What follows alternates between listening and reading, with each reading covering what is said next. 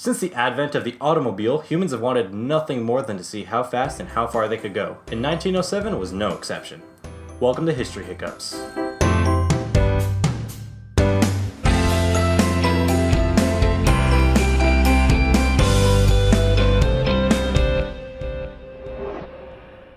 Hello and welcome back to Lessons from History, where we'll be taking a look at yet another lesser-known event in history, and it's a race. So like most car races in history, this one had pretty much no point at all.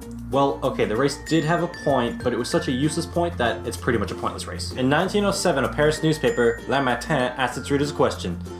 What needs to be proved today Wait.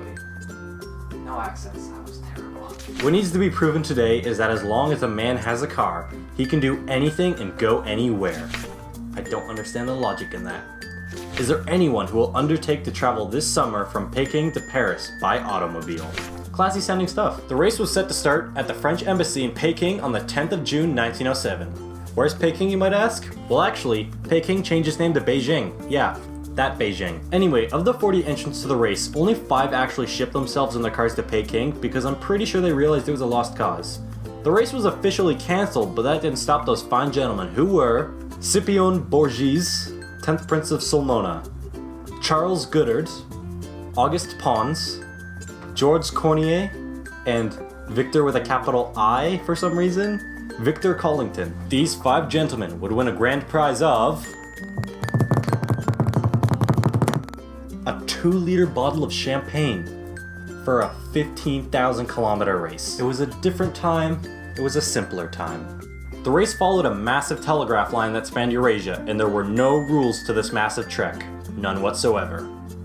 Before the race started, camels traveled down the line with teams to set up fuel stations for the cars. Because of the whole no rules thing, and the fact that these were 1907 roads in areas of Russia and China that few people lived in, the race was basically crazy. One competitor, Auguste Pons, didn't finish the race due to getting stuck in the Gobi Desert, but all the others did finish the race. The winner of the race, Scipion Borghese, was so confident that he could win the race that when he got to Moscow, he took a detour to St. Petersburg, had dinner with the team, and went back to Moscow in time to continue the race. Even with the detour, he won, but his finishing story is nothing compared to the man who came in second place. When Charles Goddard entered the race, it was a borrowed, without asking, car and no money. The entire time he had to borrow fuel from the other racers.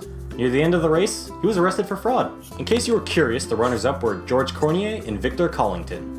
And despite the complete and utter pointlessness of the race, people still commit themselves to reenacting this race every few years on the anniversary with period-accurate cars.